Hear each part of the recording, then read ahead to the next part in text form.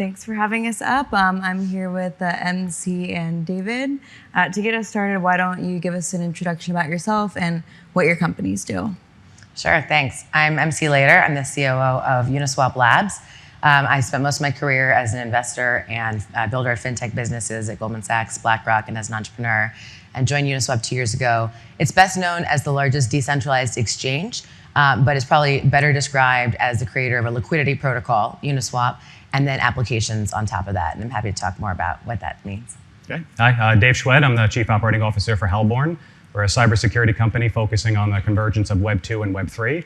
I came from BNY Mellon and also Galaxy Digital, and prior to that, just various roles in TradFi. Very cool.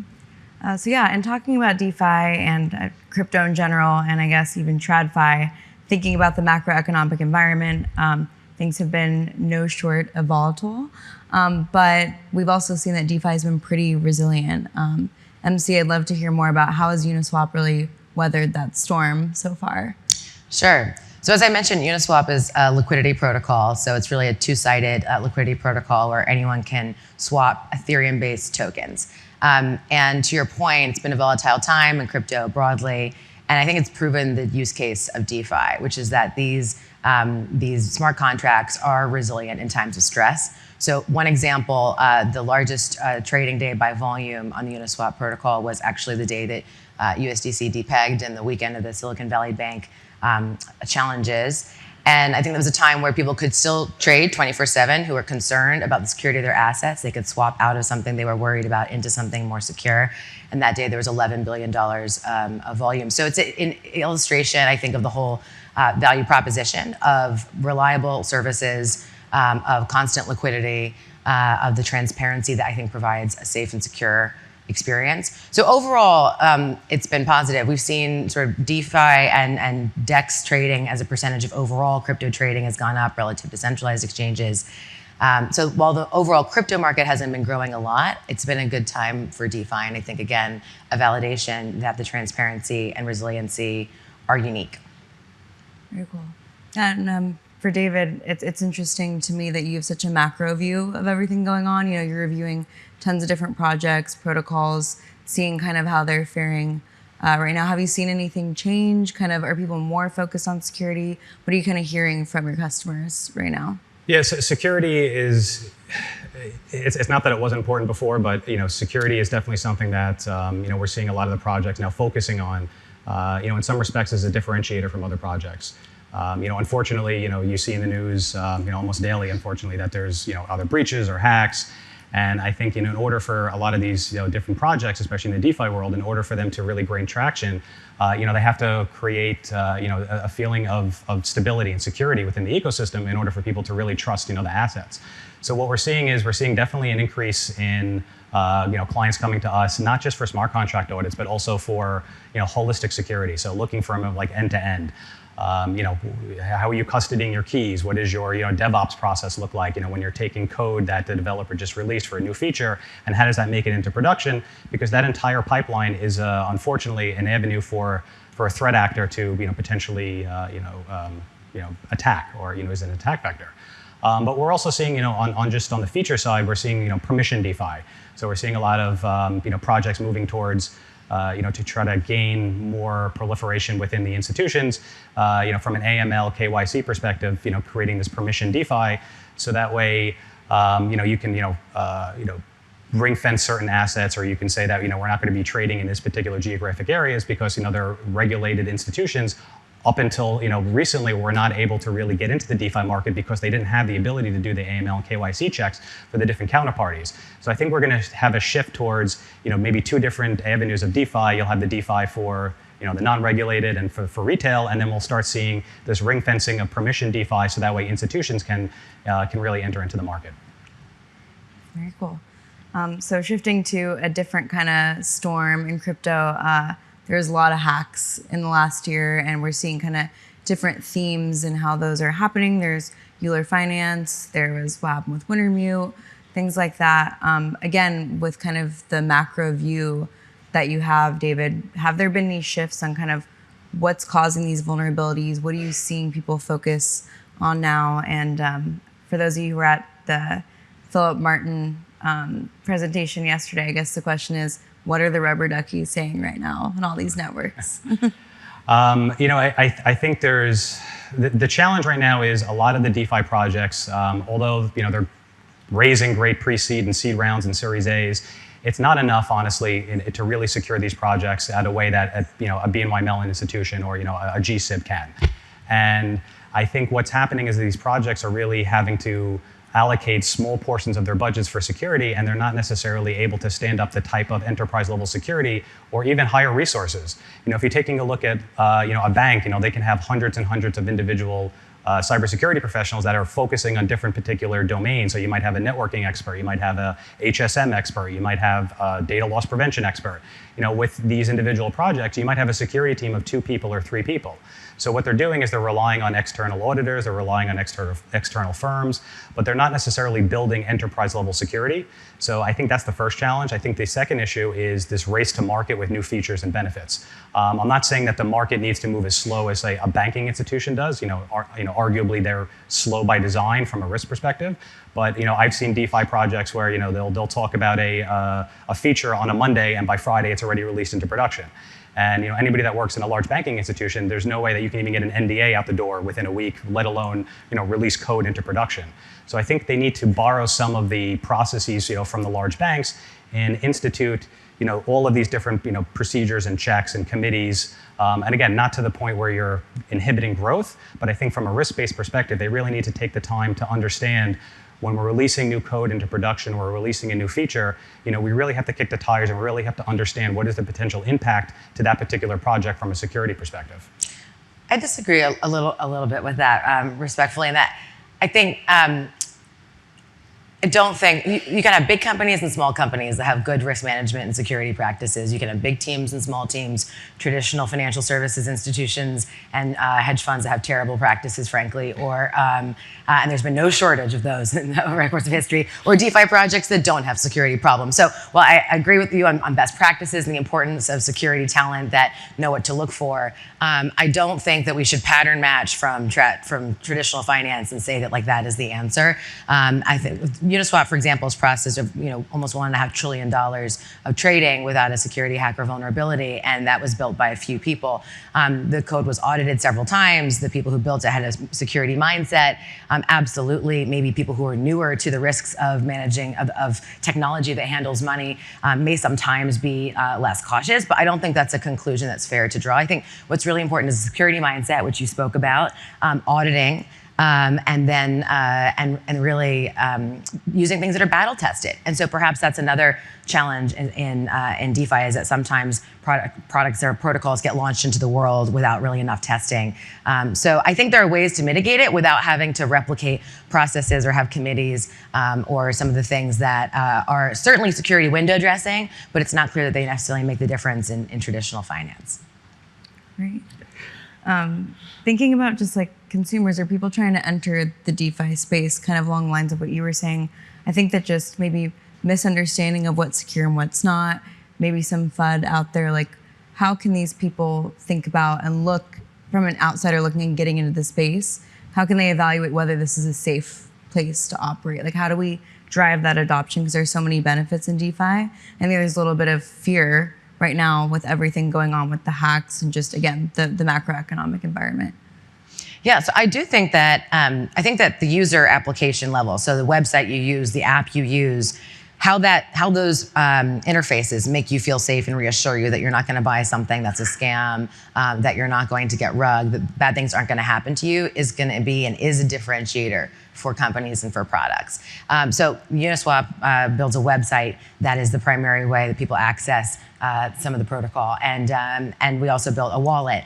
So self-custody wallets, I think how they reassure you that you know what you're clicking on, that you know what you're doing, give you warnings on certain tokens. I think that kind of user experience, in the same way that it is in financial services or it is in e-commerce, is going to be important. So I think that It's really no different from how you choose a bank. It's no different from how you choose where you're buying something on the internet. I think that perhaps the rapid rise of DeFi and crypto sometimes made it easy to assume, well, this must be fine, this must be safe, these things are growing, and just the same sort of like consumer intuition and sort of checks that you would do in any other part of your life are relevant. Cool. And David, on your side, thinking about, again, Halborn making the effort to look and deep dive some of these projects, and some of them might have spent and been security first and spent those resources in building things the right way. Other ones might have, skipped some steps. How do you think Halborn can kind of act as a signal to the rest of the space in terms of, hey, this is, like, again, people don't understand all the nuances and all the technicalities that you do. Like, how do you signal this might be safer than another project? Yeah, absolutely. And, I'll first talk from the perspective of a consumer. If somebody is looking to interact with a DApp, what are the things that they should be doing? The first thing obviously is was that particular project audited? Who audited that particular project? Not every auditor has the same skill sets of other auditors, so I'd always look at the credibility of the auditor that's doing the audit. The other big thing, is an audit is a point in time, and I think it's really important for people to understand that when you're looking at a particular audit, you need to make sure, when was the audit done and have there been any particular changes for that particular DApp, because any new code change can introduce a new vulnerability. So I think it's really important for the projects to have continuous audits, every time there's a new code change. And again, that's just borrowing some best practices, that we've seen over the last 30, 40 years from banks. Is anytime they release something to production, part of their SDLC process is to bring in an independent assessment to do, to do an audit of that code, or do a vulnerability assessment, or do a pen test. So I think that's the first thing. The second thing also is to look at, who is the team, right? You can just go on LinkedIn and look at the project, and just look at the backgrounds of the individual security teams of the operations team, and just look at their backgrounds and see, where did they come from? Have they been in the industry for the last 20, 30 years? Or is their CISO or head of security someone who has 1 or 2 years of experience and they were, previous to that, a developer? And I think that will also signal to you, or signal to everyone who's trying to look at the DApp as to, do they take security seriously? Are they spending some of that hard-earned, rounds that they've raised, or, revenue that they generated, and actually gone out and hired, really, extensive security staff? And I think the other thing to remember is that it's not just smart contract audits. There are other things that go in. If you look at some of the larger hacks that have happened, most of them, while some have been smart contract vulnerabilities or audits, a lot of them are just traditional web security vulnerabilities. I'm not going to name which projects, but some of them were the code that was injected into the website. So when somebody was going to the website, there was a token approval that was sent and the person clicked on it, or there was something called a DNS hijack where the person thought they were going to one particular application and then they got redirected to another, and they weren't actually aware that they were not communicating with the DApp that they were talking to. So I think it's really, I don't want to say it's some of it is on the consumer itself, because there are also consumer protection tools. There's a lot that's happening right now in the Web3 security space. There's tons and tons of startups in the space. I'm not sure which ones are going to be the winners or which ones are going to be the losers, but the fact that there are so many, to me, is a really bullish sign that we're starting to take security, even more seriously. So there's browser extensions that you can install that will check, if you're talking to Uniswap, to make sure you're actually talking to Uniswap.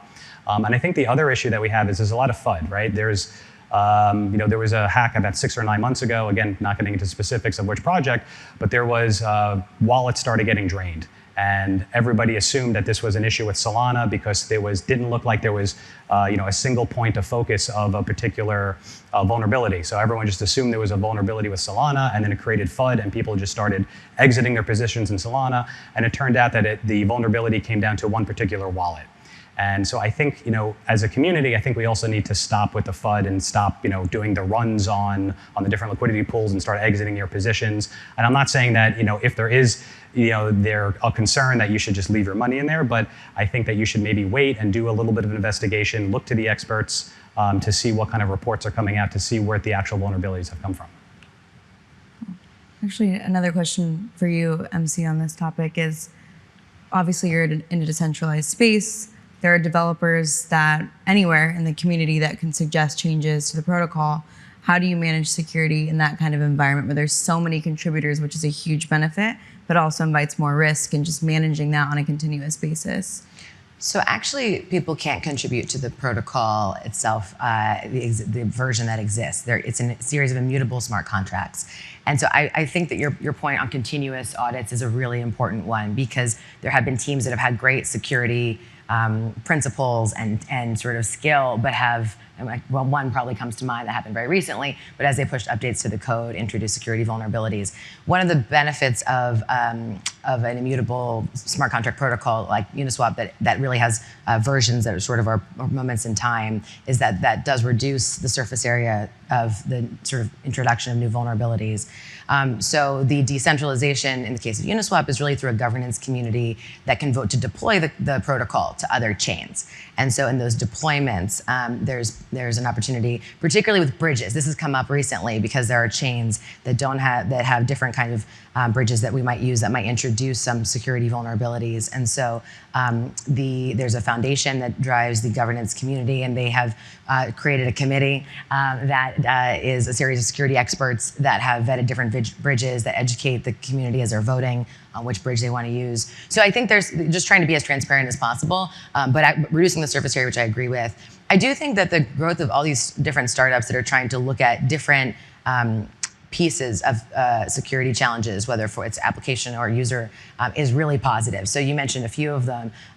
We're looking at people who help prevent against phishing attacks, teams that help sort malicious tokens that get airdropped to users in their wallet that could prompt phishing. So I am really encouraged that there's so many people innovating on this. And then, yeah, just trying to reduce the surface area of who can contribute, the ways that people can contribute. So you can still have a decentralized and open source protocol and community, but not increase security risks. Cool. Yeah, you mentioned bridges. That's a hot topic right now as well. And thinking about security, multi-chain, kind of deciding what blockchains to deploy on. Yeah, how does that all play into this? Like you mentioned, there's a governance model. Is that how you decide what chains that new versions of Uniswap are deployed on? Right. So Uniswap Labs, our company, builds applications. Literally, that means our entire, we build smart contract infrastructure. And then once that's released into the world, it's governed by the decentralized governance community. And then applications that are truly just differentiated by the simple user experience and by safety. So it can be kind of nerve-wracking sitting there watching something go through the governance process and not have the ability to have any impact on it. And so that's part of why I think that the community's done a very good job of sharing information about different bridge options. So what happens is if chains want the protocol deployed on their chain, they'll put forward a proposal. They'll explain sort of how and why that's important. And then the biggest limitation on the deployment of Uniswap and other chains has been security, it has been bridges. And so it's only on EVM chains, and so far it's been mostly on chains that have general purpose bridges that allow for both transmission of value but also messages. And where that's not the case, often it hasn't been deployed. Awesome. David, I think for you in thinking about characteristics, like inherent characteristics of a project that might increase risk, we're in an interconnected system now, a lot more than we used to be. At least obviously bridges are one of those things, kind of thinking about multi-chain. Are there any other characteristics, or what can you say about bridges specifically when you're looking for vulnerabilities? Yeah, I mean, bridges unfortunately seem to be one of the biggest points of vulnerabilities. I believe last year, the 10 biggest hacks, I think about 4 or 5 of them were related to vulnerabilities within bridges. And it's not necessarily that the code is inherently bad or that the developers in the space are worse off than what we're seeing in banks. The problem is that the rewards are greater, right? Like if you're going to breach a Target or you're going to breach a bank and you're going to steal records, you now have to go to the dark market and you now have to sell them. These are bare assets. Whoever gets them has them. So what we're seeing is a shift from the threat actors, the bad guys, the bad hackers, the black hats, whatever you want to call them. They're shifting into this market because whatever they're stealing is inherently have value to it. So and the other issue is that this is all open source. So they have full access to the code and they can review it line by line and they can look for the vulnerabilities. So it's like a perfect storm for the best hackers in the world have full access to the source code, and they can stand up their own test nets and they can launch their own 0 days and try to find critical vulnerabilities. So it's not like, again, it's not necessarily that they're bad developers or they're bad security people. It's that we have to think about security in a different lens. We have to think about things from a traditional risk management perspective. We have to look at both preventative controls and detective controls.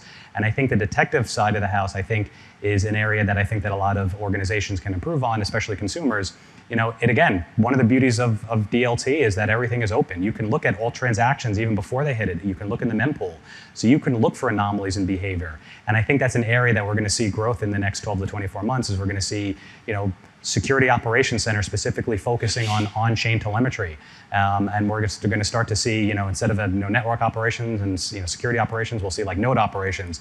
And that level of visibility will actually arm our security staff or security staff of the different institutions, with better data to really fully understand where the threats are coming from and being able to pivot very quickly or provide preventative controls. One of the things I mentioned, in the crime report was, the concept of circuit breakers, and I'm a very big proponent of that.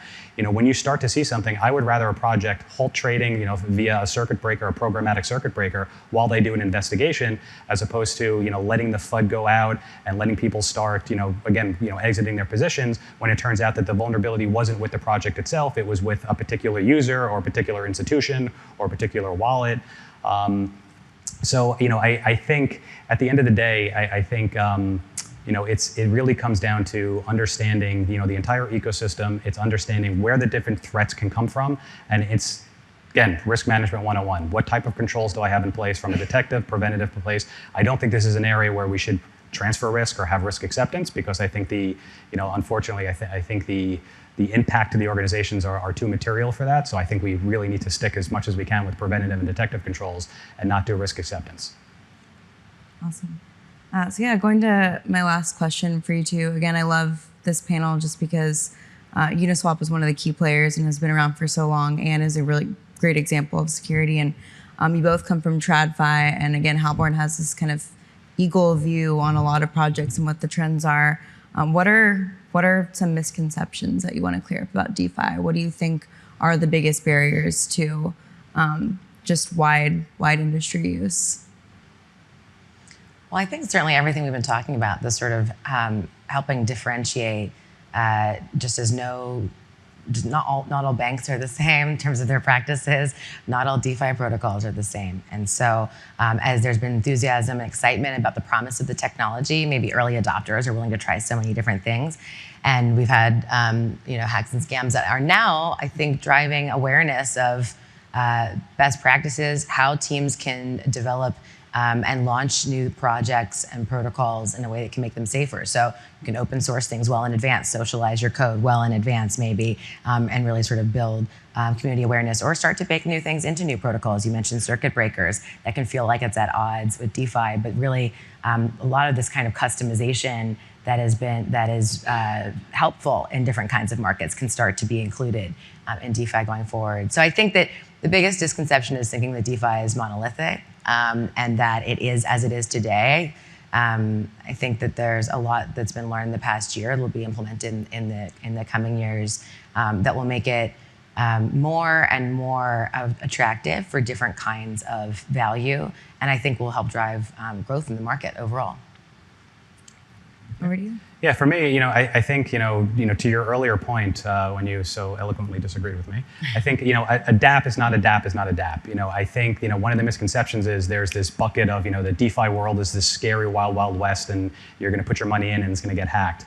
And, I think there are the gold tier dApps, and I think they're the ones that are just starting out. And I think from a risk-based approach, it's, from an asset allocation perspective, what are you willing to potentially risk for that yield, or what do you potentially risk, in order to participate with that dApp?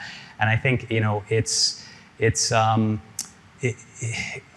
safe. DeFi is safe. We have the tools, we have the ability to monitor, we have the ability to do it, safely and securely. And I think that, as what we're seeing today happening, in traditional banking, I think people are looking at DeFi, and I think they're looking at self-custody as like, I'm taking back control. And I think that, DeFi is something that will help, really, I don't want to say push forward the financial services for globally, but I think it's going to play a really, really important part going forward. And I think that together as a community, I think we need to get together, and I think we need to really embrace DeFi, and I think we need to embrace a lot of self-custody. And I'm not saying that custodial solutions are wrong. There's definitely a time and a place from a regulatory perspective or from a risk management perspective. But I think as a community, I think we need to also increase the user experience. And I think it's still difficult for a lot of non-technical users to really understand how to use DeFi. I've talked to many technical folks who are still incredibly confused and don't understand how to do a swap. And I think the other issue too is I think all of these projects are also coming in and doing forks of a particular project, and they'll advertise that this is a fork. I don't know how many forks at this point of Uniswap there are. Several thousand. Yes. And the problem is there were a fork of their code a year or two ago, and they're doing now their own code and enhancements and code features, but it's not the same product as a Uniswap is. And I think people are looking at these other forks of a Uniswap and they're thinking, well, if Uniswap is secure, then these forks are secure, and that's not the case. So I think that's the other issue too. I think it's really about education. Well, thank you so much. Thank you.